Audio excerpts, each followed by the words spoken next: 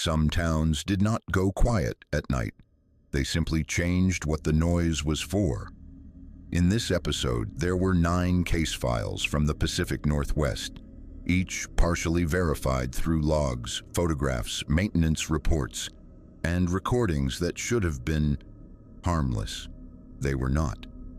If you want more archived case files like these, make sure to subscribe and stay to the end.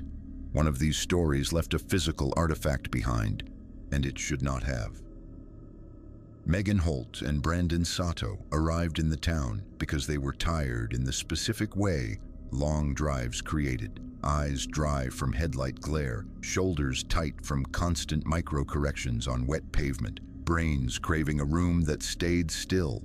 The Pacific Northwest had a way of making distance feel longer than it was, especially after dark when the rain turned every lane marker into a smear of reflected light. The town appeared in a shallow valley of fir and cedar, with a single main street that looked like it had been designed around one intersection and then never revised.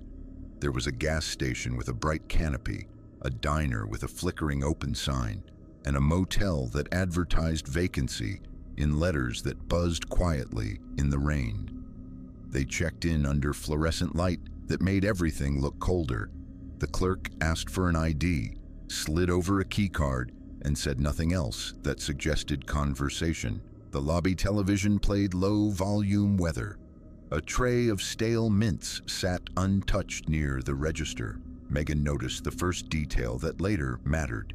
The clock behind the counter was not synced to her phone. It was close, but not exact. It ran with a slight hesitation, like the second hand needed permission to move. The lobby clock lagged my phone by about a minute, like it was always catching up. From Megan Holt's travel journal entry, they took their bags to the room, listened to rain hitting the air conditioner housing, and tried to settle their nervous systems into sleep. The room smelled like detergent and old carpet warmed by a heater that had seen too many winters. Less than an hour later, the siren started. It did not build gradually the way distant alarms sometimes did. It snapped into full presence, a clean, rising tone that made Megan sit up before she realized she had moved. The sound was not close enough to vibrate the windows, but it was not far enough to ignore. It held steady with no mechanical wobble, then fell away. They waited for response sounds that belonged to reality. Engines, a door slamming, a shouting voice, the distant slide of tires on wet road. Nothing came. The street outside remained a line of parked trucks and wet asphalt. A porch light across the lot stayed steady. The motel's hallway remained quiet. The siren started at the same minute as the motel clock changed. From Megan Holt's travel journal entry, Brandon did what he always did when something made no sense. He tried to assign it a category: a volunteer fire department test, a weekly alarm, a malfunction triggered by moisture. He watched the weather app, checked for any local alert, and found nothing. The town was too small to trend, too quiet to broadcast its problems outward. In the morning, they went to the diner because it was the only place open, and because fluorescent-lit normality sometimes corrected the brain's nighttime distortions. The diner smelled like coffee and fryer oil. A wall bulletin board advertised missing pets and yard sales.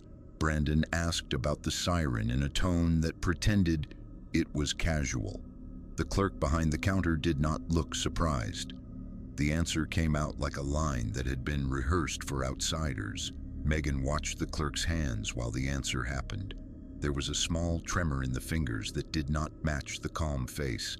Not fear exactly, more like long-term exhaustion.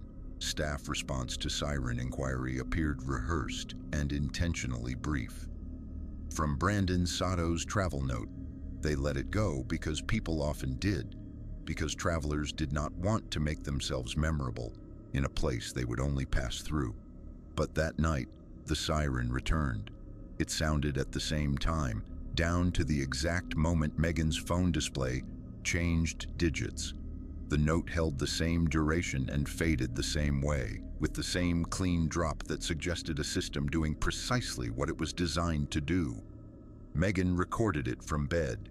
She kept the phone near the window and captured not only the siren, but the town's response, which was the absence of response. There were no follow-up sounds, no sirens on the road, no traffic shift, nothing that would match an emergency. From Megan Holt's audio note. The next day, Brandon walked to the municipal building because he wanted a record to anchor the experience. The building was small and plain, with a paper notice about office hours taped crookedly inside the glass door. A dispatcher window was open behind a counter. A woman sat there with a headset around her neck, sorting papers. Brandon asked to see public call logs from the previous night, expecting at least a test entry. The dispatcher did not argue. She did not ask why. She slid a clipboard toward him that held the night's activity list. It was blank, not sparse, not minimal, empty. Night siren activation showed no corresponding incident entries. From the county records request note, that empty board became the second rung of proof, the kind that made Megan's stomach go tight because it turned their experience into a system problem instead of a personal one. If a siren sounded, someone had to trigger it and someone had to respond, even if the response was simply paperwork. Unless the siren was not for people, Megan found the next detail by accident. They drove out of town mid-afternoon to look for a hiking overlook, more out of restlessness than curiosity. The road climbed into timber where the shoulder was narrow and the ditches were full of dark water. At the edge of the last cluster of houses, Megan saw a pole that did not match the others. It was thin and new, set just inside the tree line. A speaker horn was mounted high, angled toward the forest instead of toward town. The hardware looked fresh enough to reflect a little light. A cable ran down the pole and disappeared into brush where there was no visible trench, no conduit, no maintenance access. Speaker orientation appeared directed away from residences and toward timber. From Brandon Sato's phone photograph caption, Brandon pulled over and took photos. Megan stood in the rain and listened, trying to hear the faint hum of power, the little electrical presence that sometimes leaked from devices. She heard nothing, but she felt something like pressure when she faced the speaker, the way a person felt when standing too close to a subwoofer, even before it played. They returned to the motel with a new kind of dread. Not supernatural yet, but procedural. The town had an outward-facing alarm system and an inward-facing one, and no one had told them why. The third night, they stayed awake. They turned off the television, they turned off the bathroom fan.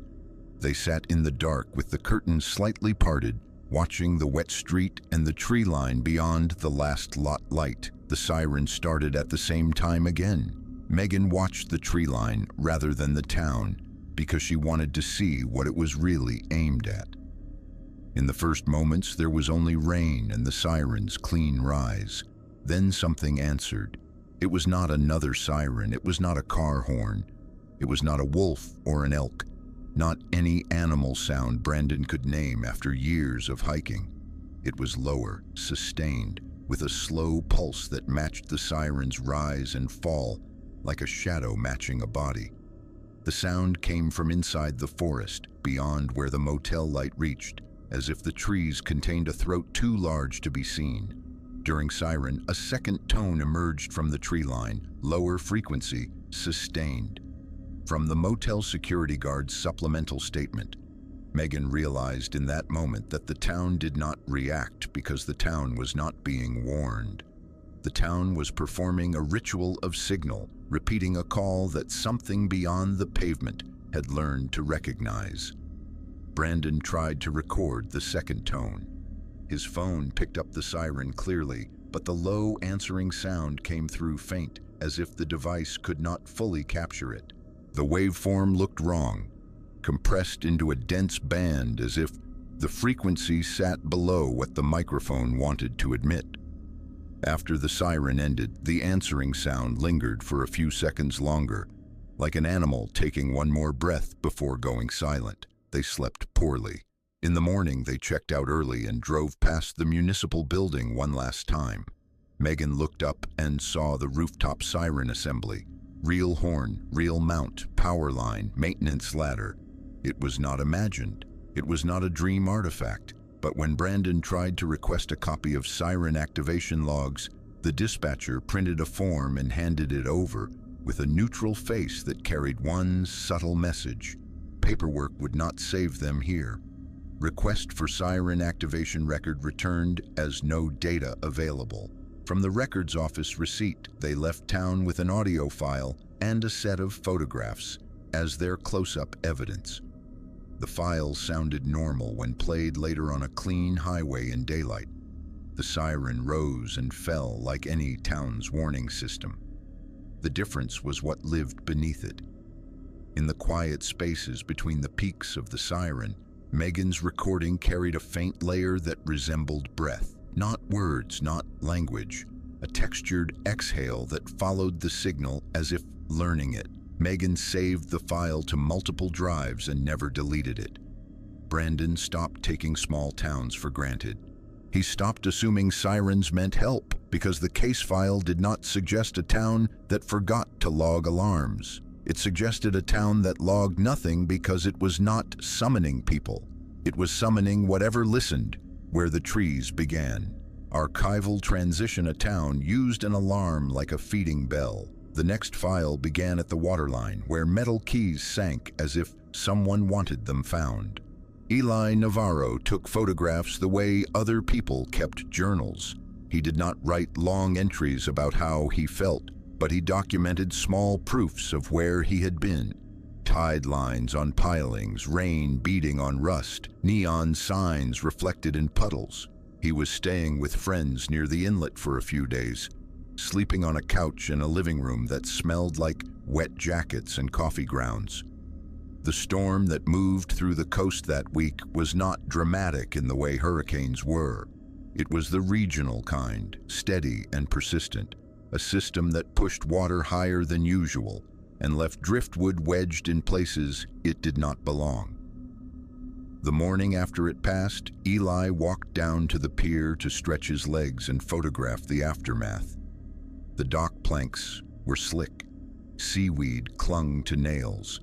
A small rope ladder banged softly against a beam with each swell. The tide was still higher than normal, and the water carried debris that rolled and turned as if searching for somewhere to settle. He found the bag near the middle of the pier, caught beneath a crossbeam where the current had pinned it. It was canvas, olive green, the kind used for tools or fishing gear. The cord was knotted tight. The fabric was soaked but not torn. It moved gently with the water's push and pull, as if it had been placed there and then forgotten. When he lifted it, it had the wrong weight. Not heavy like stones, heavy like metal that had lived in pockets. He untied the cord with cold fingers and opened the bag over the dock, expecting lures or bolts or someone's lost work kit. Instead, he saw keys, dozens of them. They were old-fashioned motel keys with plastic tags, the kind that predated key cards, the kind that carried a dull, physical sense of occupancy. The tags were scuffed and worn, not new, not staged. The numbers on them were stamped cleanly, and the name printed above the numbers looked familiar in the way abandoned things did, as if he had read it somewhere without remembering when. I pulled up keys labeled with rooms like they were still in use. From Eli Navarro's written statement. Eli laid a few keys on the wet plank and photographed them for reference, because he had learned that objects like this stopped feeling real as soon as you left the place you found them. The tags were not random. They ran in sequence, not perfectly continuous, but patterned the way a motel's master set would be patterned. Teens, 20s, then a jump, then more. Some tags were rubbed almost smooth where fingers had gripped them for years. The metal smelled wrong for something that had been underwater. It smelled like salt, yes, but also like old smoke and stale air conditioning, a scent associated with hallways and carpet, not the open sea. Eli carried the bag back to his friend's house, rinsed his hands, and searched the motel name. His phone returned almost nothing. There were no listings, no booking results, no active businesses. The few references that did appear were fragments: an old forum thread, a mention in a local history post, a line in an archived newspaper index that hinted at an incident decades earlier. That was when he understood the name's familiarity. It was a place people remembered shutting down. He asked his friend's neighbor about it that afternoon, a man who had lived in town long enough to speak in timelines instead of years. The neighbor remembered it closing after a fire. He remembered the old highway spur that used to run past it before the road was rerouted. He remembered people saying the property was condemned, boarded, and left to rot because no one wanted to rebuild there. Eli drove to the county office the next morning and made a records request, not because he believed the county would solve it, but because he wanted something official in his hands. The licensing archive listed the property as permanently closed, non-operational, and unregistered for occupancy. Property listed as non-operational, closure marked permanent.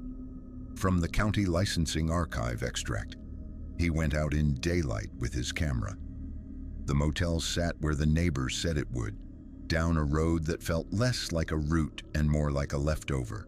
The pavement was cracked and narrowed by moss. Alder branches leaned close to the shoulder. A wind-blown sign leaned at an angle, missing letters. The parking lot was empty, stained with old oil spots and scattered with wet needles. The office door was chained shut with a thick chain that looked newly replaced, not old and rusted. A padlock hung cleanly from it, metal bright enough to catch daylight. The windows were filmed with grime. The rooms stretched in 2 low rows, the architecture flat and tired. Curtains covered every window, but the curtains looked too intact, too evenly hung for a building that had been dead for decades. They did not sag. They did not hang in shreds. They looked like someone had replaced them and then walked away. Eli photographed the exterior sign, then photographed the keys in his palm against the motel backdrop so there would be no argument later about what belonged to what. Key tags matched the motel name on the exterior sign. From Eli Navarro's photo series note, he stayed outside the fence line. He did not approach the doors. He did not test locks. He told himself he was being responsible, that he was treating it like evidence, not like an invitation. That night, the rain returned in thin sheets. Eli drove past the motel on his way back from dinner, mostly to reassure himself that it was still only a closed building in the woods. That was when he saw the lights. They were not bright. They were the low, steady kind of light a bedside lamp made when a guest left it on. The glow appeared behind multiple curtains, spaced down the row like occupied rooms. It was the visual pattern of a motel that was open. Eli slowed on the road, pulse rising with a kind of disbelief that felt physical. In daylight, the place had been chained shut. In daylight, there had been no power hum, no sign of life, but the windows glowed as if electricity ran cleanly through the walls. He pulled off near the shoulder and stood in the rain at a distance, keeping himself on the public side of the boundary. He listened. There were no voices, no televisions, no music. There was only a faint electrical buzz, like current moving through old wiring, and a soft click that repeated at intervals as if a latch was being tested and released.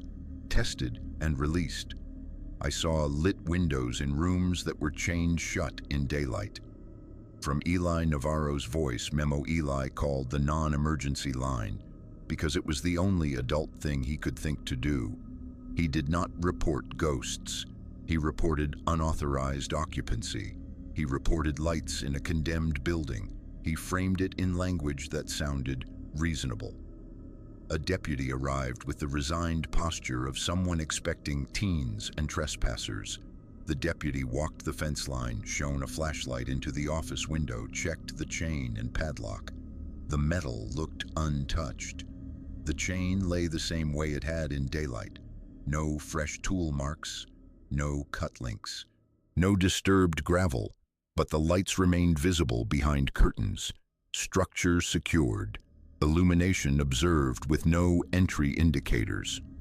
From the deputy's field report, the deputy's body camera recorded the scene. Wet road, dark lot, the glow behind curtains, the deputy's flashlight beams sweeping across dead doors. The footage added the third rung of proof, independent verification. Then the footage hit a gap. For exactly 1 minute, the video degraded into uniform gray noise.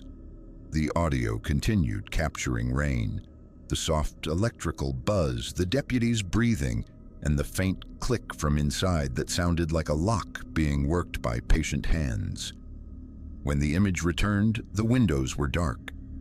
Body camera displayed 1 minute video corruption, audio continued. From the department tech review, the deputy tried the dispatch channel. The radio crackled and then went quiet in a way that felt too complete, as if the air itself refused to carry the signal. The deputy wrote it up as equipment interference, wet conditions, poor reception along the spur. Eli went home with the keys in a sealed plastic bin because the metal left a smell on his hands he could not wash away. The next day, he laid the tags out on a towel and photographed each one, numbering the photos so he could match keys to rooms. He noticed something he had missed at the pier. One tag did not have a room number. It had a word stamped into it instead. The letters shallow but clear, as if printed by a machine that still had power. Vacancy.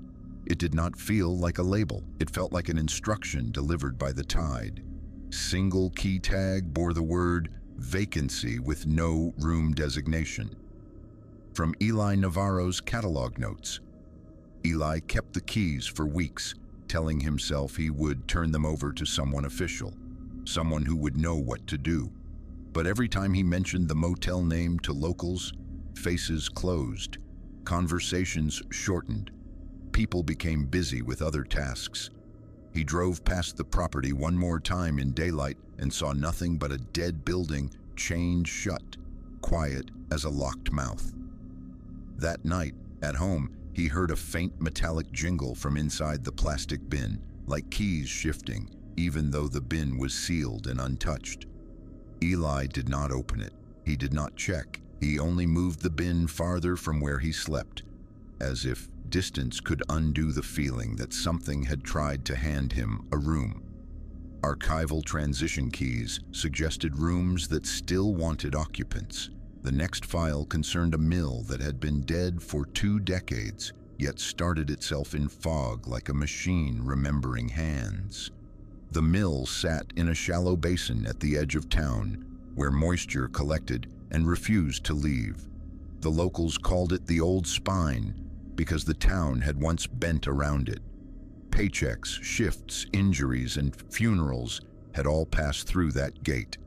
Then the mill closed, and the basin filled with fog and stories instead of workers. The closure date was easy to verify. County records showed the operation ending roughly 2 decades earlier, after a combination of safety violations, declining contracts, and a final accident that made the owners walk away. The site was fenced, posted, and technically private, but it had become a familiar silhouette on the drive out of town. Long sheds, a saw bay, a warped roofline, and an operator's booth perched above the conveyor like a blind watchtower. Carmen Voss arrived before sunrise because she preferred abandoned places when the light was low and honest. She was a graduate researcher documenting industrial decay, and her work depended on details that could not be faked. Bolt patterns, corrosion lines, signage fonts, and the way old machinery held itself even when it no longer moved. She parked on the shoulder in darkness, put on rubber boots, and walked to the fence with a camera bag pressed against her hip. The air smelled like wet cedar and cold metal. Fog drifted over the chain link in sheets, making the interior of the yard look nearer than it was. Carmen expected silence. Instead, she heard a startup. It began as a low electrical hum, the kind that settled into the chest when it came from a large motor. The hum deepened, then layered into mechanical clatter as rollers engaged. The sound was not random, it had sequence. It had timing. It sounded like a conveyor line coming alive. The sound pattern matched conveyor engagement, not environmental noise. From Carmen Voss's field notes, Carmen did not climb the fence. She stayed on the public side and filmed through gaps, adjusting focus until the fog allowed brief glimpses, a dark bay, the outline of a conveyor frame, the suggestion of movement where there should have been none. The clatter grew steadier, as if the system had reached operating rhythm. The sound carried the confidence of a machine doing what it was built to do. Then it stopped, not gradually, not like power fading. The noise ended all at once, as if someone had cut the feed or hit an emergency stop. Carmen stood still, waiting for the normal follow-up of an abandoned place. Settling metal, birds, wind. There was none. The quiet that followed felt staged, like a room emptied on purpose. She checked her phone out of habit and found service inconsistent, blinking in and out. She recorded a short audio note, then photographed the fence signage to establish location and time. The only visible sign of recent activity was a narrow strip of wet concrete beneath the saw bay overhang that looked darker than the surrounding yard, as if something had recently moved through it. Carmen left before daylight fully arrived, telling herself she would return with better visibility and a second set of eyes. When she came back mid-morning, she brought a friend who worked in property maintenance and understood what machinery was supposed to sound like. Fog had lifted enough to expose the yard's interior.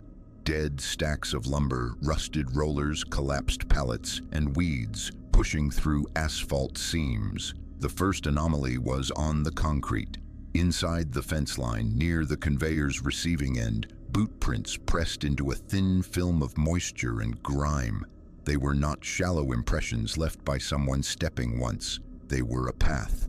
The stride length was consistent. The treads were deep, heavy, the kind made by work boots carrying weight. The prints led toward the operator's booth. Boot impressions observed leading to control booth. Tread consistent with logging boots. From the later property manager note, Carmen photographed the prints from multiple angles, including close-ups of tread pattern. She photographed the directionality, the spacing, and the point where the prints reached the booth's metal stairs. At the base of the stairs, the prints stopped. They did not smear, they did not veer away. They ended as cleanly as a sentence cut off. Carmen's friend checked the fence for breaches. The chain link showed no fresh cuts. The barbed top strands were intact. The gate's padlock looked old but undisturbed. With no bright scratch marks from tools, they approached the operator's booth from outside the fence line, following the line of sight. The booth door was shut. The small window was intact. A metal sliding bar was visible from the glass, engaged in the locked position from the inside. It was not a modern lock. It was a simple, crude mechanism used in older industrial sites because it worked even when keys were lost. Carmen photographed the bar through the window, then called the listed property contact number on the posted sign. The property manager arrived with a key ring and a cautious expression that suggested he had already heard too many complaints about teenagers, trespassers, and ghost hunters. He walked the perimeter first, confirming what Carmen had seen. No damage to the fence, no obvious entry. Then he unlocked the gate and led them in, moving like a man entering a place he did not want to enter.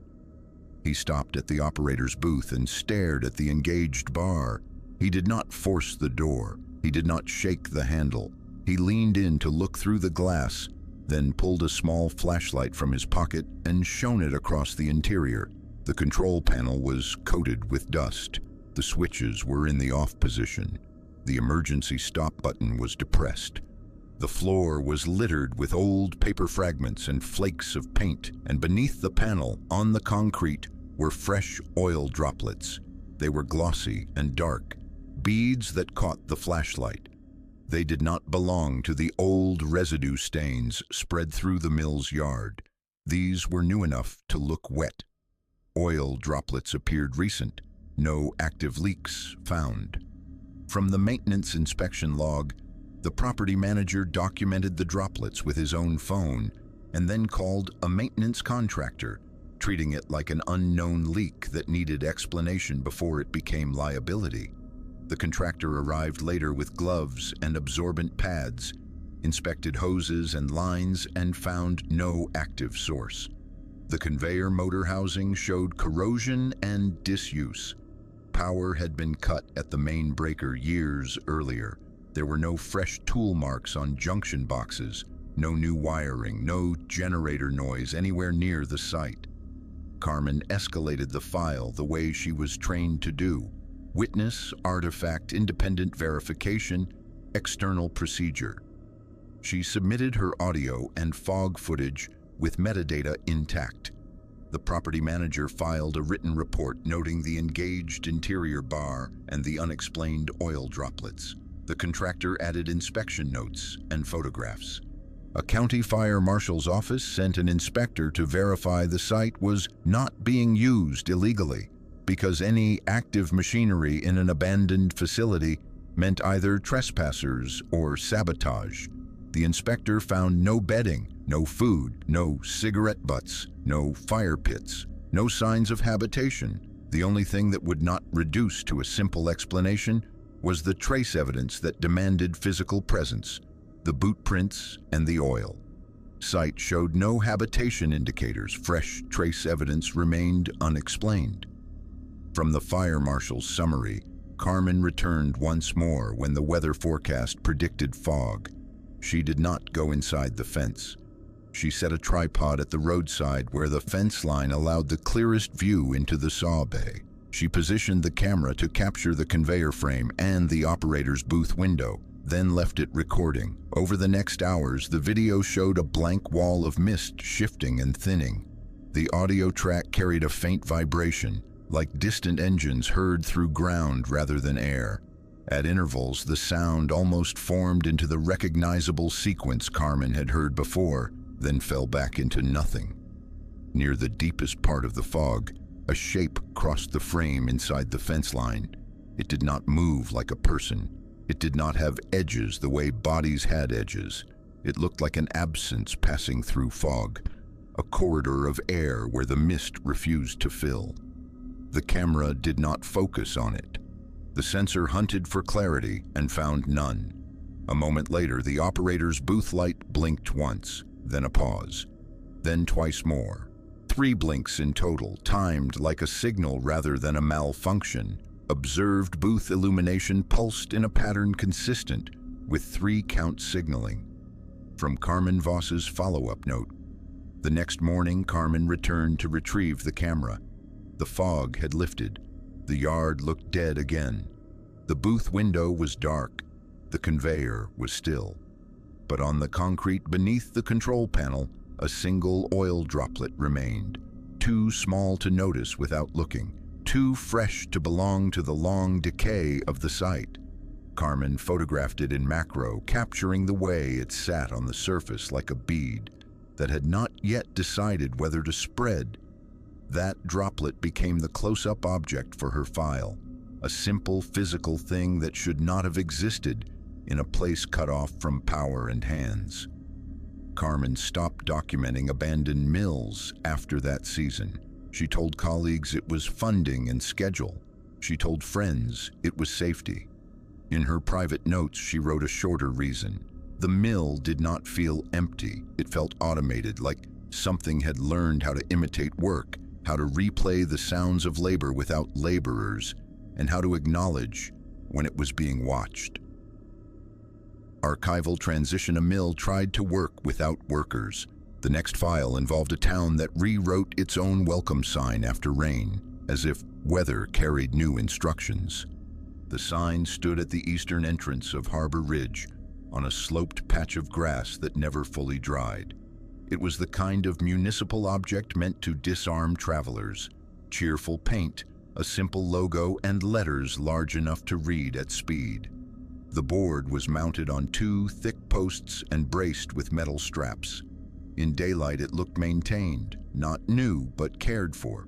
In rain, it looked like everything else in that town, slightly softened at the edges as if water had priority over time. Tessa Lane and Rory Kim noticed it because they were the kind of people who documented road trips like evidence. They photographed meals, gas receipts, motel exteriors, and small landmarks they expected to forget. They had arrived in Harbor Ridge in the late afternoon when the sky was already heavy. Their plan was simple: one night, one breakfast, then a coastal drive south. The sign read a welcome message when they first saw it. The wording was ordinary enough that Tessa's camera caught it only by accident, framed behind their rental car in a quick shot meant to capture the town name. Rain came hard that evening, a Pacific Northwest downpour that turned the street into a reflective strip and pushed people indoors. Water ran in sheets off gutters and eaves. The motel parking lot filled with shallow puddles that vibrated under the impact, as if the storm carried its own frequency. When they left for breakfast the next morning, the sign had changed. It still began with "Welcome," but the line beneath no longer advertised Harbor Ridge's charm. It carried a directive instead, clean and blunt: stay on Main Street. It was the same board, same chipped corner, but different words. From Tessa Lane's phone note, they stopped on the shoulder to confirm what their eyes were reporting. The board showed no fresh paint sheen, no brush marks, no uneven edges where letters had been added. The new words looked like they had always been there, worn at the same rate as the rest of the sign. Even the faint sun fading along the top edge matched. Rory tried to turn it back into something rational. He suggested the town swapped panels at night to discourage tourists from driving side roads in rain. He suggested a rotating message system. He suggested a prank. That logic held until they saw the diner's postcard rack. A glossy postcard displayed the same entrance sign with the older, cheerful line. The board's knot patterns, a small crack near the left post, and the same weather stain along the lower edge matched perfectly. The postcard's image and the physical object were the same sign in the same location, but the message in the photo did not match what stood outside. Postcard image displayed prior text. Physical board matched damage pattern. From Rory Kim's email draft to a friend, they bought the postcard and kept it as a control sample, the way people did when they felt their memory getting challenged. They returned to the sign and took close photos. The letter edges, the wood grain under the paint, the bolts and brackets, the metal strap holes. If the town had swapped boards, the hardware would betray it. It did not. The next storm came 2 nights later. It arrived after dusk, heavier than the first, with wind that made the trees bow and shed water in long curtains. The motel television warned about localized flooding. The clerk at the front desk taped a handwritten note by the ice machine, telling guests not to use the back exit because the alley pooled deep. Tessa and Rory stayed inside and watched rain hit the window.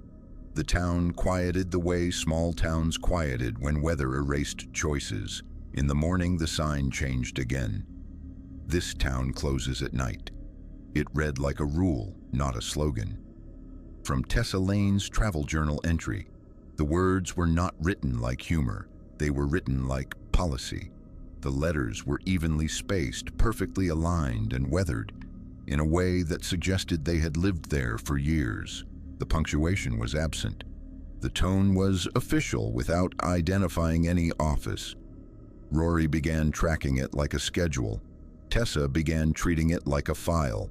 They noted each rainfall, duration, and intensity. They saved weather screenshots and timestamps. They compared messages to where they had driven the day before. They changed their movements to see if the sign responded. They kept their route simple: diner, gas station, motel. They did not take side roads. They did not mention names to clerks unless asked. They paid mostly with cash, the way people did when they felt watched by systems they did not understand. After the third downpour, the sign stopped being general. "Rory, do not take the old road." Rory felt his stomach tighten in a way he could not pretend was normal fear.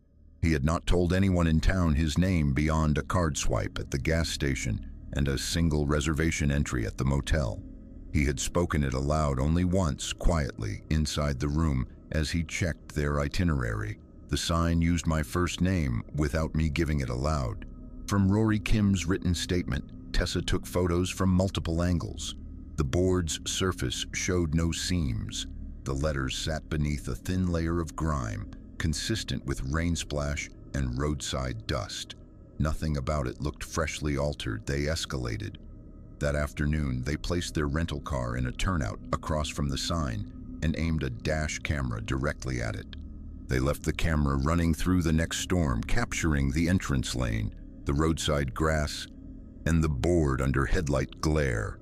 The footage showed rain thickening and thinning, the world flattening into gray and water moving across the sign face in moving sheets. When the rain stopped, the video did something that did not resemble ordinary compression artifacts. The frame jittered, the image smeared for a brief interval. The sign remained visible but unreadable, like the camera could not hold focus on the letters. Audio continued without interruption. Distant road noise, water dripping off branches, a soft ticking from the car's cooling engine. Then the image stabilized. The message on the sign was different. Dash camera displayed brief frame instability coinciding with text change. From the video file analysis note, the new line read like a correction: "Do not record this sign."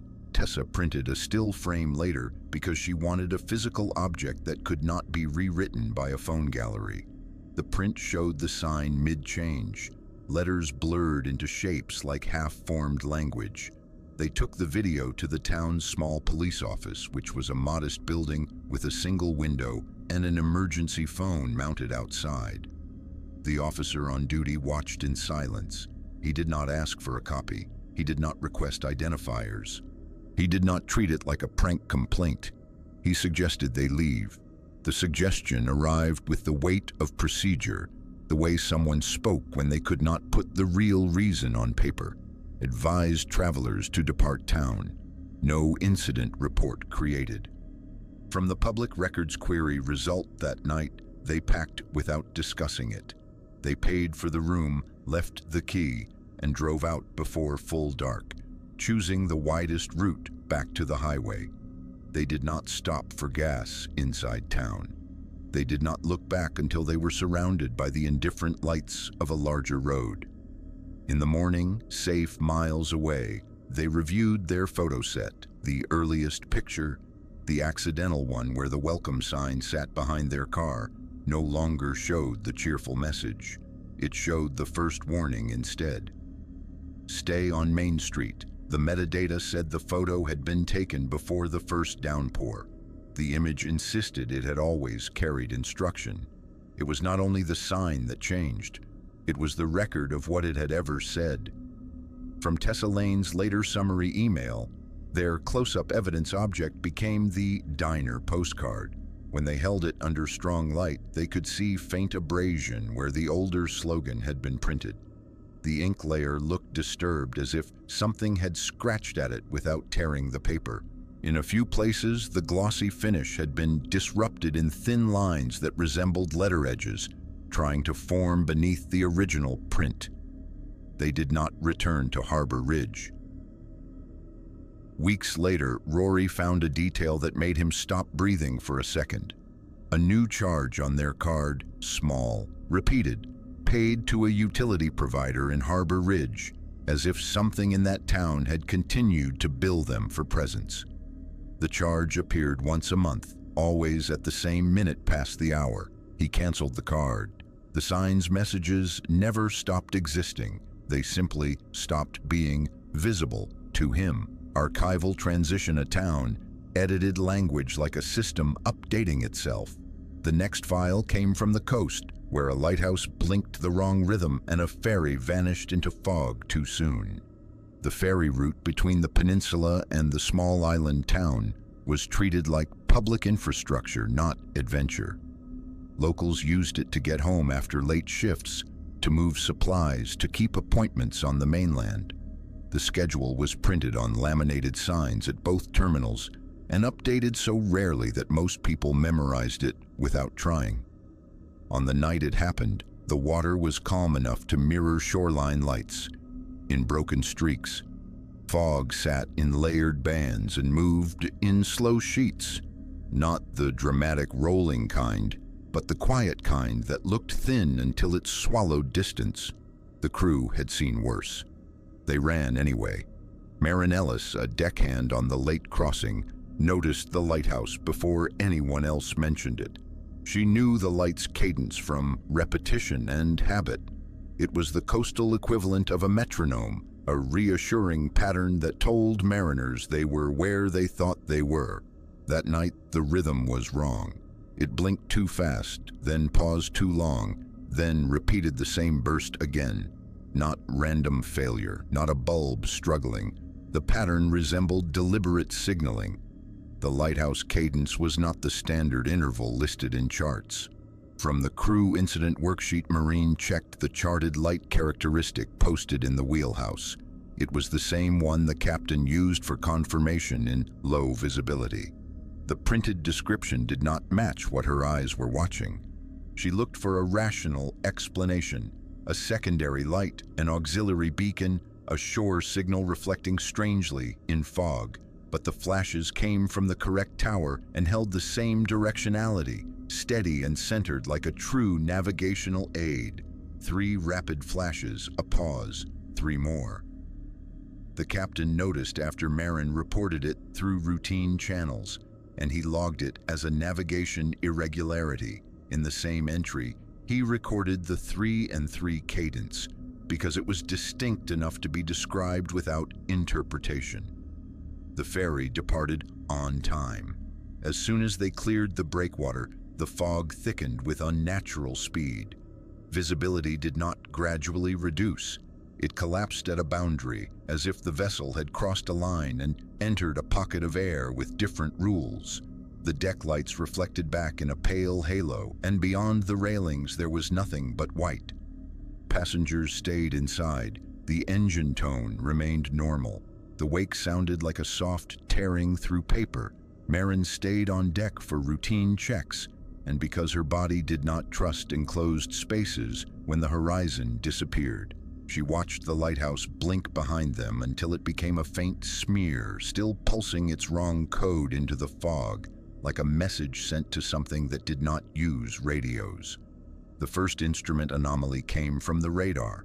The screen did not show an obstacle, it showed absence.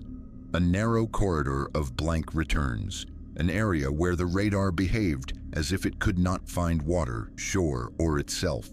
The unit did not fail completely. It continued to map other angles. Only that forward slice became a clean void. Radar displayed intermittent loss of return in a narrow corridor. From the Maritime Incident Report, the bridge treated it like interference until it behaved like a rule. Every time the ferry held its heading, the blank corridor stayed centered.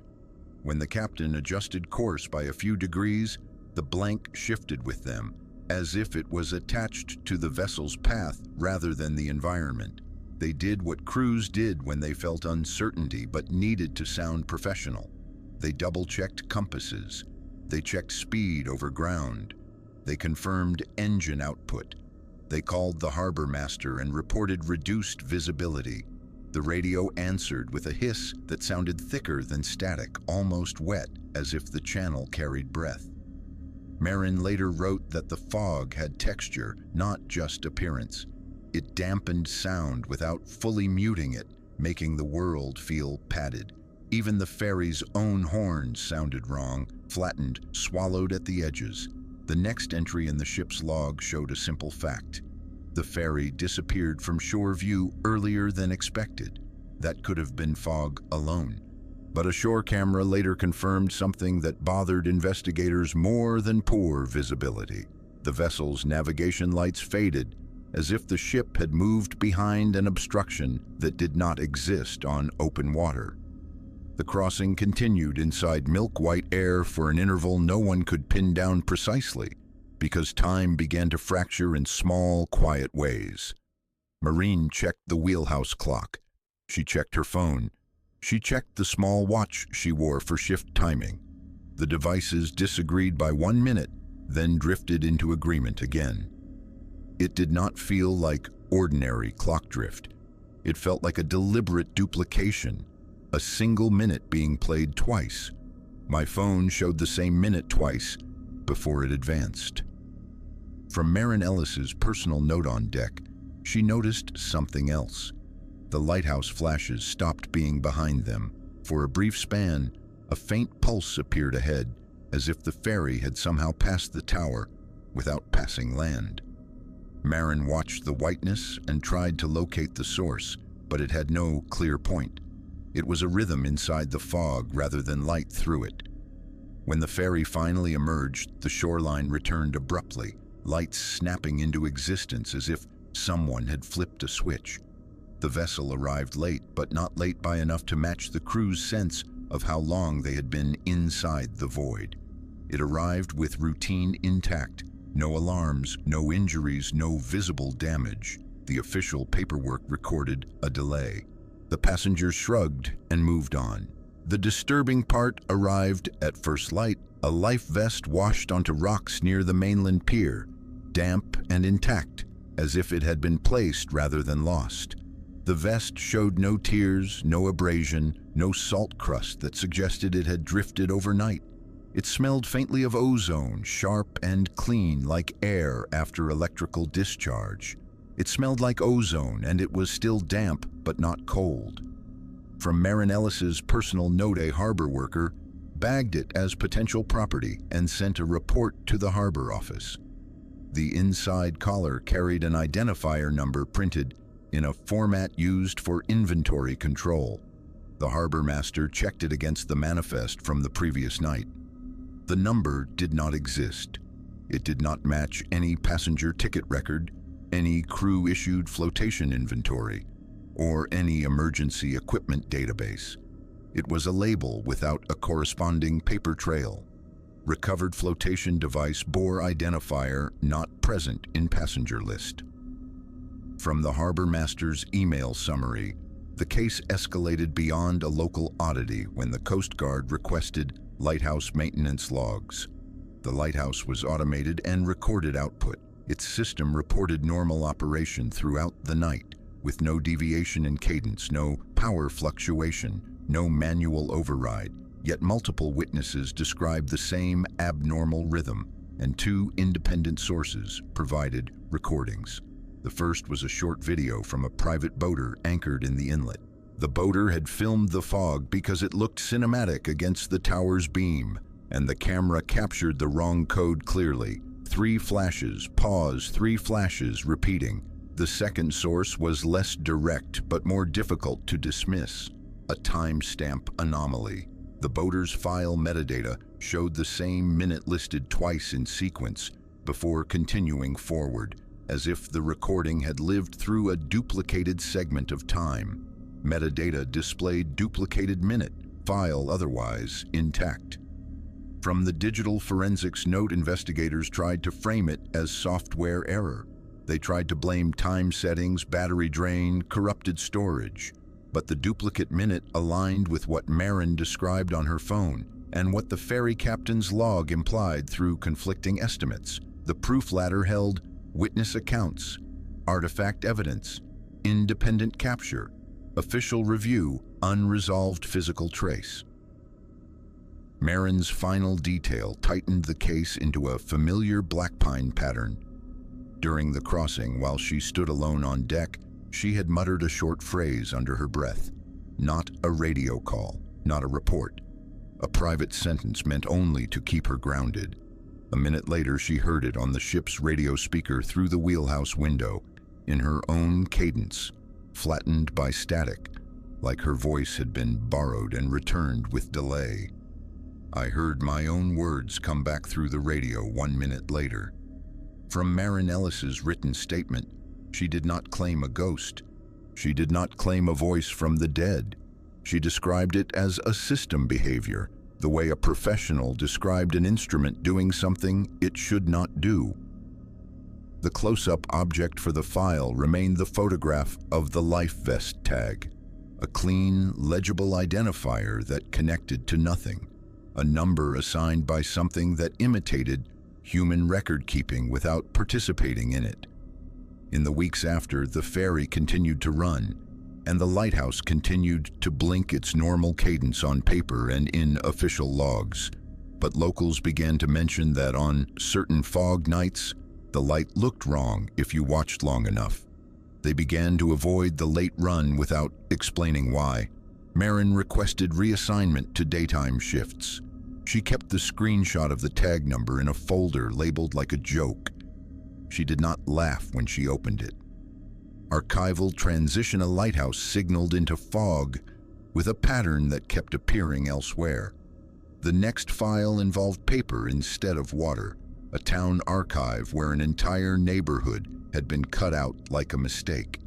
The archive sat behind the library in a low brick annex that carried the smell of paper rot and paste, the kind of place where silence felt enforced by design. Shelves ran tight to the walls. Map drawers were labeled in careful block letters.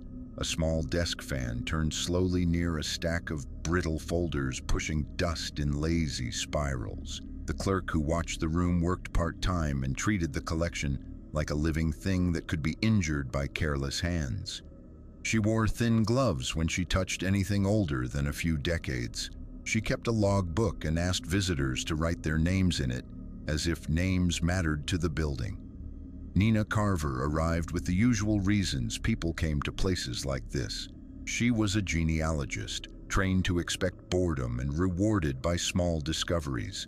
A deed transfer, a handwritten correction, a street name that shifted over time. She was tracing property records tied to her grandmother's side of the family, trying to confirm an address that existed in a family letter but did not appear in online databases. She expected a slow day. The first oddity appeared as a gap in the index. The street name she sought was listed, but the cross-reference pointed to map plates that did not exist in the drawer. When Nina asked for the relevant atlas volumes, the clerk produced 3 different map books, spanning different years, each one heavy and stiff with age. The whole revealed itself quickly. It was not a missing page. It was a missing area. In the first book, a clean rectangle had been removed from the middle of a town map. The cut lines were straight and sharp, the corners squared, the paper edges unfrayed. In the second book, the same rectangle was missing from a differently styled map, cut at the same boundary as if someone had traced the same outline and followed it with a blade. In the third, the same quarter of town was absent again, leaving a window of emptiness where streets should have been. It was the same neighborhood missing every time, cut so clean it looked machine done. From Nina Carver's research log, Nina did what careful researchers did when something felt wrong. She stopped interpreting and started documenting. She photographed the cuts. She measured the rectangle against the map's scale. She noted the atlas years. She checked whether the missing quarter had been removed from both street maps and zoning overlays. It had. The clerk tried to keep the explanation ordinary. She suggested water damage, mold mitigation, vandalism from years ago, a volunteer who trimmed pages to remove affected sections. The theory sounded plausible until Nina looked at the cut edges under desk light. There were no ripples from moisture, no discoloration, no softening, just clean paper fibers exposed along an unnaturally precise boundary. The next rung of proof arrived when Nina asked for tax ledgers. The ledgers did not have holes. They had omissions. Whole blocks of parcel numbers jumped in sequence. In the margins, someone had penciled short notes that looked administrative rather than emotional, as if absence had been maintained through routine. Nina requested modern cadastral data through the county portal because she wanted to test whether the missing quarter existed outside the archive's physical books. The county system did not treat it as missing at all. Parcels appeared, addresses appeared, utility accounts appeared, electric bills showed recurring payments, parcel records showed active accounts and current payments. From the county database printout summary, the contradiction was clean enough to feel intentional. Paper maps were cut. Digital parcels remained alive. It suggested not a disaster, but a policy. Nina drove toward the quarter in daylight to confirm it with her own eyes. She approached by following major streets, then smaller ones, watching the town shift from civic neatness into a quieter grid of older homes. The street signs began to thin out. Some were present, some were missing. Some looked replaced. New metal on old posts, but without the usual municipal branding. Her navigation app offered turns, but the map overlay softened when she reached a certain corridor, as if the rendering engine lost confidence. The road still existed under her tires. The phone simply refused to describe it properly. Navigation overlay blurred for one corridor, as if the map could not render that section. From Nina Carver's device notes at the boundary, she stopped. The quarter was there. Houses stood in rows, and their lawns were trimmed with a competence that felt impersonal. Paint was intact, roof lines were straight, nothing was collapsing, but nothing felt lived in. No children's bikes, no yard clutter, no seasonal decorations. The street was clean in a way neighborhoods rarely stayed clean, without human mess. Nearly every window was covered from the inside with reflective film, not curtains. The film held a faint sheen like a one-way mirror. In some panes, the film looked layered, wrinkled at the edges where someone had reapplied it over time. Nina raised her phone camera and watched autofocus fail repeatedly, hunting as if the lens could not lock onto the scene beyond the reflective surface. The image smudged at the boundary line and then cleared again. When she turned back toward normal streets, video autofocus hunted continuously, image smeared at the neighborhood boundary. From Nina's device diagnostic snapshot, she did not trespass. She stayed on public pavement and moved slowly, trying to treat it like any other neighborhood. The quiet was the worst part. Not absence of sound, but absence of casual sound. No televisions, no music, no doors opening, no dogs. Even birds seemed less willing to land. She parked briefly and listened. A faint hum existed under everything, like electricity carried through a transformer, constant and low. It did not feel like the normal city grid. It felt localized, concentrated. Nina returned to procedure because procedure protected people from imagination. She contacted the local power company. A representative confirmed accounts existed in that area, but refused customer names without a formal request. Nina filed one through the correct channel, attached her researcher credentials, and waited. The response arrived as a letter with a standard header and a non-standard refusal. It cited privacy, then added language she had never seen in utility correspondence, referencing a restriction beyond ordinary customer confidentiality. Customer information withheld due to non-standard restriction. From the utility response letter excerpt, that was the moment the case shifted from odd to structured. Restrictions meant rules. Rules meant maintenance. Nina requested records from the town planning office next. In the planning binder, she found a street list with one section stapled shut, pages folded inward and clipped together as if someone had decided access should require effort. The clerk at planning did not stop her, but did not help her either. The behavior felt like the town had trained its employees to avoid engagement with certain questions without making a scene. Nina escalated to an external check.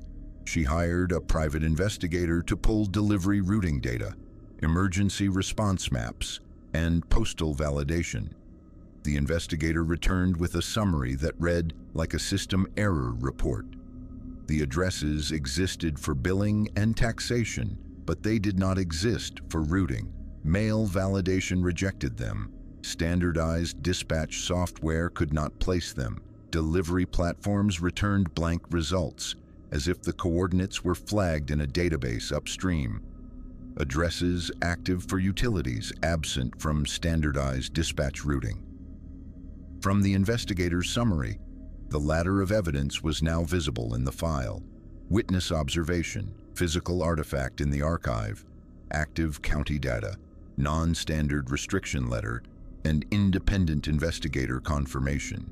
The pattern was not chaos, it was containment. Nina's close-up object remained the archive photograph she took under a desk lamp. The cut edge on the map page showed faint scoring marks, subtle grooves as if a blade had traced the same boundary more than once. The cut was not a single violent act. It was a repeated maintenance action carried out over years, perhaps by different hands, always following the same outline.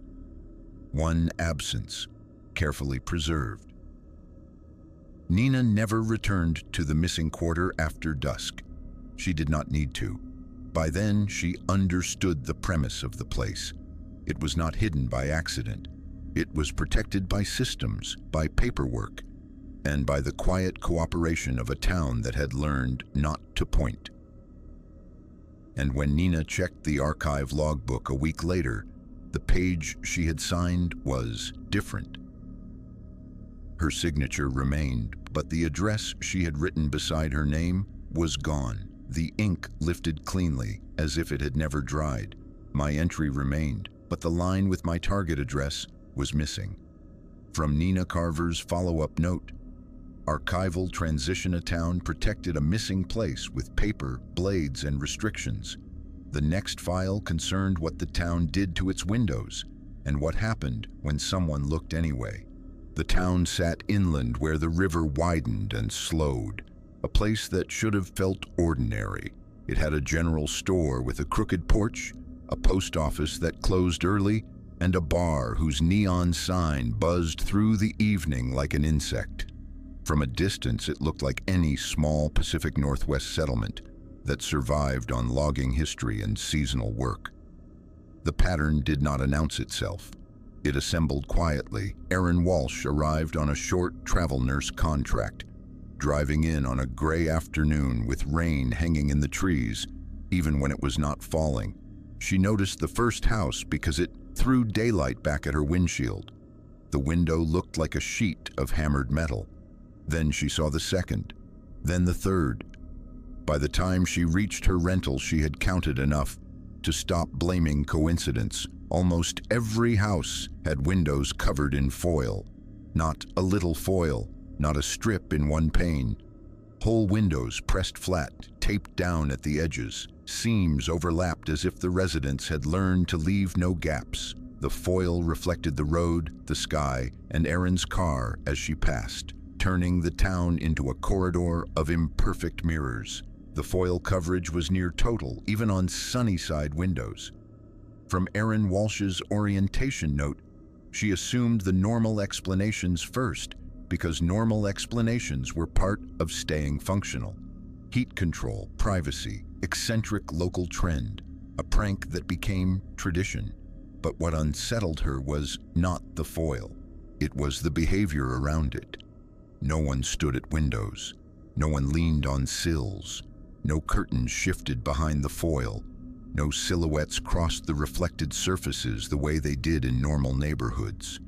People moved through their homes as if the interior space began and ended away from glass. On her second day at the clinic, Erin asked a coworker about it. She chose her words carefully, light and curious, the way newcomers did. The coworker did not answer like someone explaining a quirk. The coworker answered like someone issuing instruction. The expression tightened.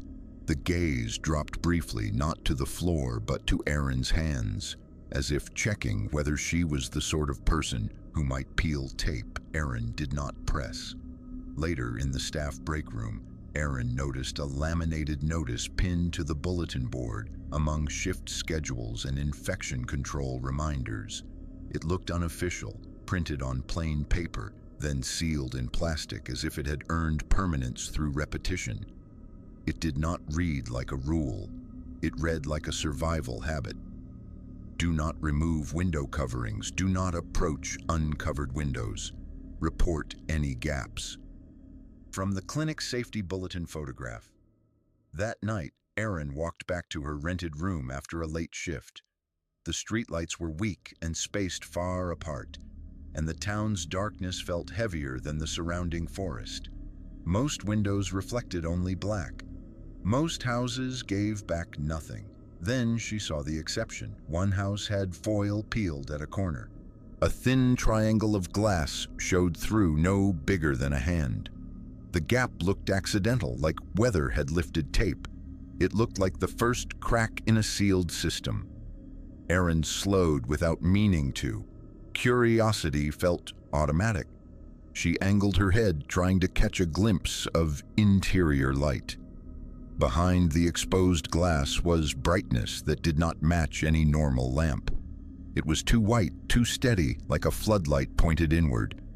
And in that brightness stood a silhouette close to the pane, not a person-shaped silhouette. Not quite. It held a vertical presence, but the edges did not resolve no matter how Erin blinked. The outline did not behave like a body's outline. It seemed to remain wrong, as if her eyes could not agree on what they were seeing. Something stood behind the glass with a shape that stayed wrong no matter how I blinked. From Erin Walsh's later written statement, Erin expected the glass to fog from breath if something stood that close. The pane remained clear. She expected movement, a turn, a reaction. The silhouette did not move like a living thing reacting to being watched. It remained fixed in the brightness, as if waiting for her eyes to settle on it completely. Erin looked away first. The reflex felt like self-preservation. When she reached her rental, she found a roll of foil on her porch step. No note, no explanation. The roll was new, still tight, the cardboard core unbent.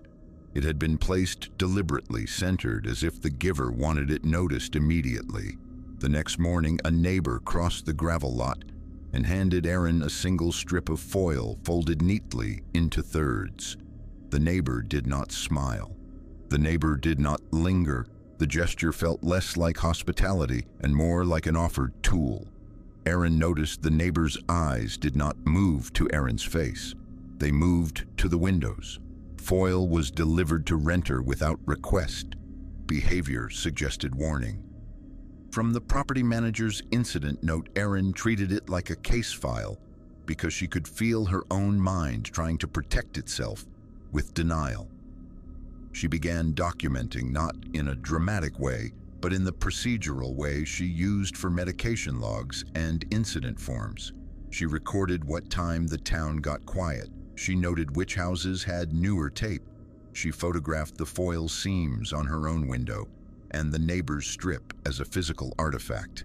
In daylight, the strip looked normal. Under angled light, it showed faint, oily streaks, longer than what a typical fingertip smear would leave. The streaks looked drawn rather than accidental, as if something had pressed and slid with a deliberate motion across the reflective surface.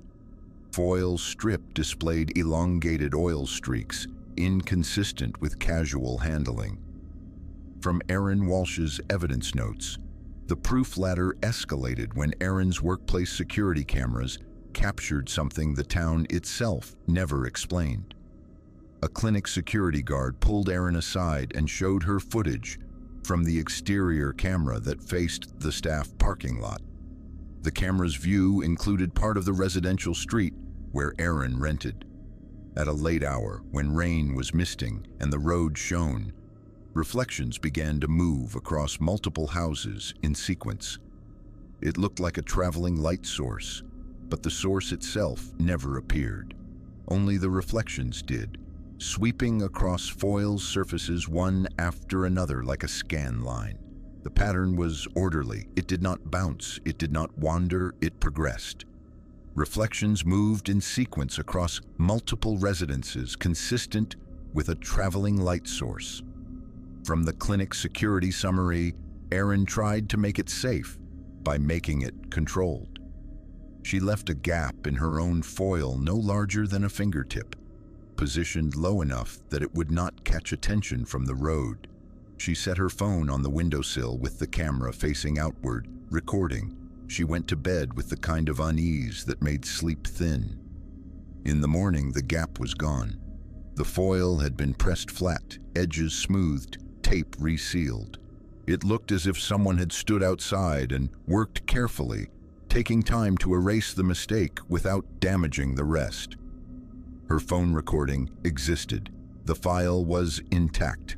The timestamp ran through the night, but the audio contained a 1-minute interval of distortion, like a hard digital scrape. Under the distortion was a faint, wet sound that resembled breath too close to a microphone. The video during that minute degraded into blocky noise, then returned to normal. Recording displayed 1-minute audio distortion. Foil gap no longer present. From Erin's device report, screenshot did not confront anyone. She did not walk door to door. She did not call local police because local police lived in the town and would have already learned the rules. Instead, she finished her shifts faster, asked for an early release, and left with her close-up object sealed in a plastic sleeve. The neighbor's folded foil strip with its strange elongated streaks, kept like an artifact from a place that had turned homes into mirrors. Erin later described the town's rule in the simplest terms. The foil was not for privacy, it was a shield. It kept something from using glass as a way in, and it kept residents from doing the one thing that seemed to invite attention, looking directly into the wrong light. Archival transition foil turned homes into mirrors, and mirrors into barriers. The next file returned to a familiar object at a more precise hour, a school bus that arrived at 4:40, empty, and opened its doors as if waiting for passengers who were already wet. The gas station sat at the edge of town where the highway curved toward timber, and the world turned darker even in daylight. It was the last place with steady light before the forest swallowed the road. Locals used it as a landmark, a habit stop, a place to reset your mind before driving the long, wet miles. The cameras were old, the kind that softened faces and smeared rain into bright streaks, but they worked. They recorded every pump transaction, every late-night cup of coffee, every vehicle that cut through the lot to avoid the intersection. The bus first appeared on a night when the fog stayed low and the streetlights looked like halos pressed into gray. In the morning, the manager, Harlan Pierce, watched the footage while running the daily checks and saw a shape enter the lot without headlights, rolling as if it already knew exactly where to stop. It was a school bus in every silhouette that mattered. Long body, high windows, the squared rear, the folding door. But it carried no identity, no district name, no printed route number, no readable plate reflection from any angle. Even the usual reflective strips looked wrong, swallowing the station's floodlights instead of throwing them back. Bus arrived at 4:40 in the morning with headlights off and no markings. From the station manager's incident log, it slowed, nosed toward the curb where kids would normally gather, then stopped with the precision of a practiced route. The door opened. No interior light came on. No driver moved behind the wheel. No shadow shifted in the front seat. The door opened anyway, folding outward with a soft domestic click that did not match a pneumatic system. The opening sound was too clean, like a latch in a quiet house. The bus sat there with its mouth open to the mist for 1 minute. Then the door closed, and it rolled out of the lot on the same quiet line it had entered, disappearing back toward the forest. Harlan rewound the footage, watched it again, and looked for ordinary explanations. A joyride. A stolen bus dumped and retrieved. A mechanic moving a vehicle with dead lighting. A prank meant to scare someone in town. The next morning, it happened again. Same time window, same approach, same stop, same door cycle. The bus held its open doors for 1 minute and left. On the third morning, Harlan pulled the previous clips side by side and noticed something that changed the feeling from strange to procedural. The bus was not merely arriving, it was keeping a schedule. The timing drifted by only seconds, the kind of consistency a human did not maintain without a reason. It was like watching a route run itself down to the same pause. From Harlan Pierce's written statement. The fourth night, Harlan stopped trusting cameras alone. He waited. He brought a friend who worked nights and was used to staying awake through the hour where the world felt least occupied. They parked near the windowed side of the convenience store, far enough back to see the curb and the highway entrance, close enough that the station lights would keep them anchored in something real. Mist layered the lot. Diesel fumes mixed with wet cedar. The air carried that sharp mineral smell that followed electrical storms, even though no thunder had rolled through. At 4:40 in the morning, the bus emerged from the fog with headlights off. From close range, the details felt even more wrong. The paint looked faded like age, but the metal near the door looked wiped clean in a few deliberate bands, as if someone had polished it by hand where hands would naturally touch. The windshield reflected the station canopy so strongly that they could not see into the driver area, even when Harlan leaned forward. The bus stopped at the curb. The door opened with the same soft click. The air changed. It smelled of ozone, crisp and cold, like the moment after a transformer surge when the world briefly tasted metallic. It smelled like lightning had happened inside it. From the station manager's statement, Harlan did not approach. He did not step into the open doorway. He stayed in the car and watched the first step. That was when he saw the first trace that did not depend on belief. On the pavement beneath the open door, wet footprints appeared. Not muddy, not sandy, not tracked in from the lot. Clean water prints, as if people stepped down from rain and stood still. The prints did not extend outward toward the store or the pumps. They clustered near the curb in a small group, then stopped, as if the walkers had ceased to have weight. The bus stayed open for 1 minute, then the doors closed and the bus rolled away into fog that seemed to accept it too easily. Harlan called the sheriff's office as soon as it was gone. He asked for a unit not because he expected someone to catch it, but because he needed the next rung in the file, an official presence, a third-party record. A deputy arrived while the sky was still dark blue. The deputy treated it as trespass at first, then reviewed the footage in the office by the register. The deputy paused on the frame where the bus door stood open and took notes, like someone trying to force a thing into categories. The report later listed the facts with careful restraint. No plate visible, no district markings, no readable vehicle identification number on footage. Doors cycled without visible operator movement. Arrival time consistent across multiple nights. No license plate visible, no district markings. Doors cycled with no operator observed. From the deputy's field report, they went outside. The deputy photographed the footprints while they still held shape. The prints looked like rain step marks, but carried a detail that bothered him. The edges were too crisp, as if pressed into a thin film of moisture rather than into dirt. Then they looked for tire tracks. A vehicle that large should have left something on wet shoulder or gravel. But the shoulder near the highway entrance showed no fresh compression. The gravel near the curb did not show the heavy scuff of a turning rear axle. It was as if the bus had touched the lot lightly, then lifted away. Harlan provided the clips. The deputy requested the county traffic camera feed from the nearby intersection to confirm the bus's approach. That request elevated the case from station rumor to county system. The county camera did capture it. The bus passed through the intersection with headlights off, a long, dark shape moving through fog. The doors were closed then, but the body outline was unmistakable. Then the feed degraded. For 1 minute, the image broke into gray blocks, as if the compression system could not hold the scene. The audio continued, carrying only ambient road hiss and, faintly, a soft click that matched the door sound from the station footage. County camera showed 1 minute of image corruption during the bus passage. Audio remained. From the county tech memo, that 1 minute gap fit a pattern Harlan did not know yet, but the file did. A missing minute was not a metaphor.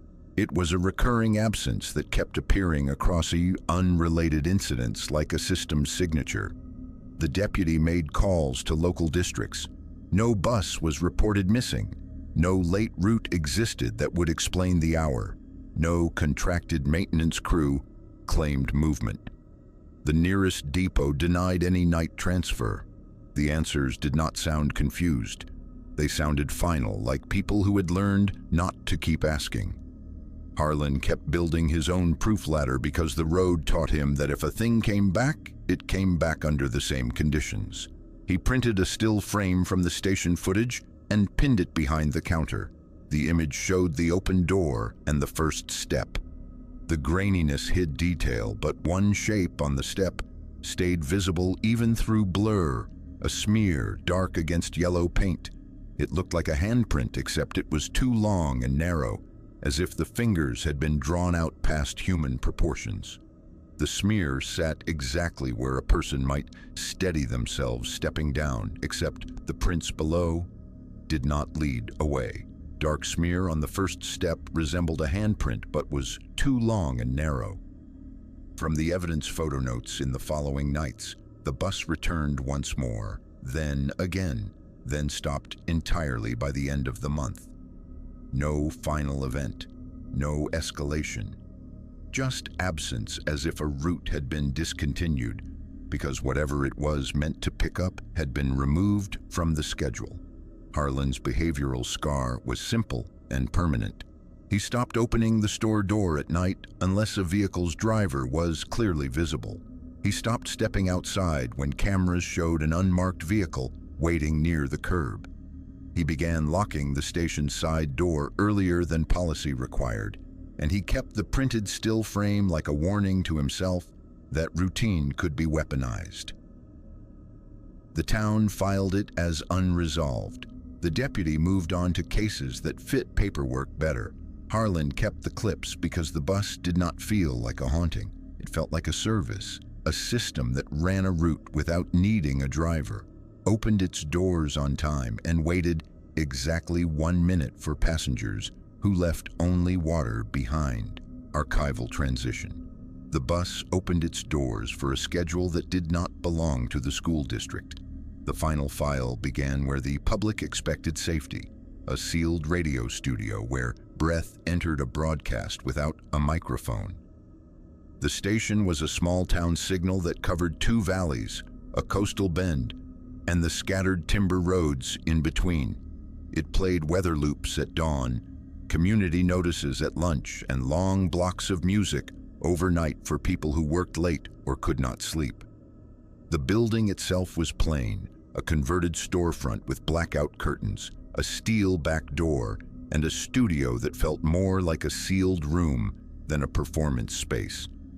Harper Quinn hosted the late slot because she was steady and careful. She logged every sound check. She kept her gain staging conservative. She understood how interference sounded when it crept in from cheap phone chargers, neon signs, nearby transmitters, or lightning. She also understood what a human mistake sounded like, the tiny accidents that happened when someone forgot to mute a mic or left an input open. The audio that entered her broadcast did not behave like any of those. It started on a wet night in late autumn during a slow song that left plenty of space in the mix. Harper wore closed-back headphones and kept her microphone muted while the track ran, as policy required during overnight automation. Beneath the music, she heard breathing. Not room tone, not hiss, not a distant rustle. Breathing that sounded close enough to fog a windscreen. Breath appeared under program audio while my microphone channel was muted. From Harper Quinn's incident, Log Harper checked her board the way muscle memory taught her. She verified her mic fader was down. She checked that her talkback was off. She scanned the meters for any input that should not have been moving. The master output showed a second layer pulsing under the music, as if an unseen channel was riding the broadcast bus. She brought up a backup recorder and captured the board feed in real time, because the first rung of any case was always the same. A witness, then a record. The breathing shifted into whispering. At first, it was too low to classify as speech, a thread of consonants that clung to the gaps between notes. Then it formed fragments that sounded like formatting rather than language, the cadence of location data being read aloud. It formed short phrases with the rhythm of an address, not a sentence. From Harper Quinn's written statement, the whisper included a street name that Harper did not share on air, did not post publicly, and did not keep in any station bio. It was the street where she rented a room above a hardware store, a detail so ordinary and so private that hearing it on broadcast made her hands go cold. It said my street name correctly under the music. From Harper Quinn's follow-up memo, Harper removed the song from the air by cutting playback and opening a silent bed, a controlled test to isolate the source. The whisper did not stop. Without music covering it, the breathing became clearer, and the whisper sharpened like a signal locking onto frequency. She checked the studio. The room held only her, the board, the dim glow of monitors, and the small red light that indicated recording. The door remained locked. The building alarm remained armed. The security camera monitor showed no movement in the hallway or lobby. Security camera feed showed only the operator at the console during the event. From the station manager's statement, Harper contacted the station manager. The manager arrived with a spare key and a posture of skepticism that softened as soon as the whisper returned on cue, as if it preferred witnesses. They ran through practical explanations with the seriousness of people who did not want to believe in anything else. They checked every microphone and physically unplugged them. They checked the phone hybrid and confirmed no call line was patched in. They checked auxiliary inputs and removed every cable that was not essential. When they stopped moving, the whisper strengthened again. Whispering resumed when room activity ceased, with no identifiable input source. From the engineer's diagnostic note, they escalated to an external procedure, because internal reassurance was never enough in a premium file. The station brought in a contract broadcast engineer the next morning, someone with no social investment in the story, only technical obligation. The engineer reviewed the backup recording, then pulled console logs and routing configuration. The report was short and clinical and made the anomaly worse, not better. Console logs indicated no open microphone channel during the captured audio segments. From the broadcast engineer's report, the engineer tested the board under controlled conditions and could not reproduce the whisper. That did not dismiss it. It confirmed the worst kind of pattern. It happened once, cleanly, and then refused to happen on command. The next step was the building's security system, because if the studio had remained sealed, the only remaining path was through systems that tracked edges and thresholds. The security vendor provided sensor logs for that night. At the exact moment the breathing first appeared, the backdoor sensor registered a fluctuation that did not trigger an alarm. It did not log an opening, it logged a change, then a return to normal. The fluctuation lasted 1 minute. The door sensor recorded a 1-minute anomaly without breach or alarm trigger. From the security vendor email summary, 1 minute was the interval that kept appearing in other files. In corrupted footage, repeated timestamps, duplicated clock minutes, and gaps in telematics. In this case, it did not remove video. It touched the door sensor and moved on, as if the building had been tested the way a system tested inputs before committing. Harper went home after dawn with the recording saved in multiple places. She listened again in her room, away from the studio, away from the transmitter, away from anything that could plausibly bleed into the signal. The whisper was still there. It carried another layer beneath it, faint enough to miss the first time. 3 taps, a pause, 3 taps, repeating like punctuation. The taps were not on the studio desk. They were inside the audio itself, clean impacts shaped by compression and broadcast chain. Under the whisper, there was a 3-and-3 tapping pattern, like a coded knock.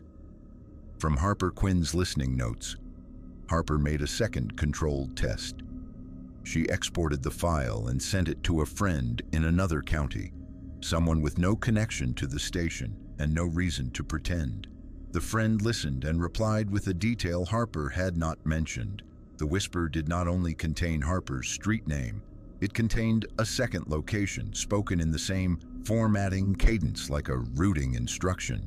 It was the address of a small roadside motel in a different town, the place where a siren had sounded nightly with no matching call logs, the place where warning systems behaved like signals meant for something beyond the tree line. Recording included a second address that matched an unrelated incident location. From the county investigator's cross-reference note, that was the moment the case stopped being about a haunted studio and started being about a network. It behaved like a service. It did not scream. It did not threaten. It entered the broadcast chain the way a technician entered a patch bay, calmly inserting data into a channel that should have been closed. It tested doors without opening them. It spoke in formats that sounded like dispatch. It carried patterns that repeated across towns, 3-and-3, and the missing minute. Harper's behavioral scar formed quickly. She stopped working nights. She requested a schedule change and accepted the pay cut without argument.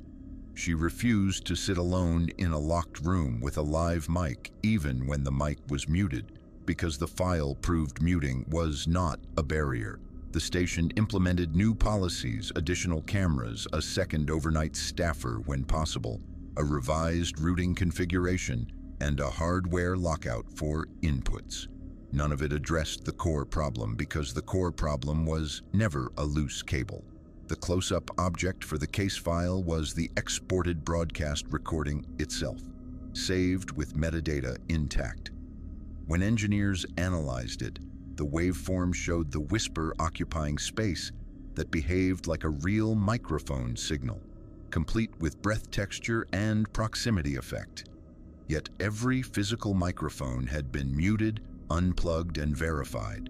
A microphone that did not exist had still been used.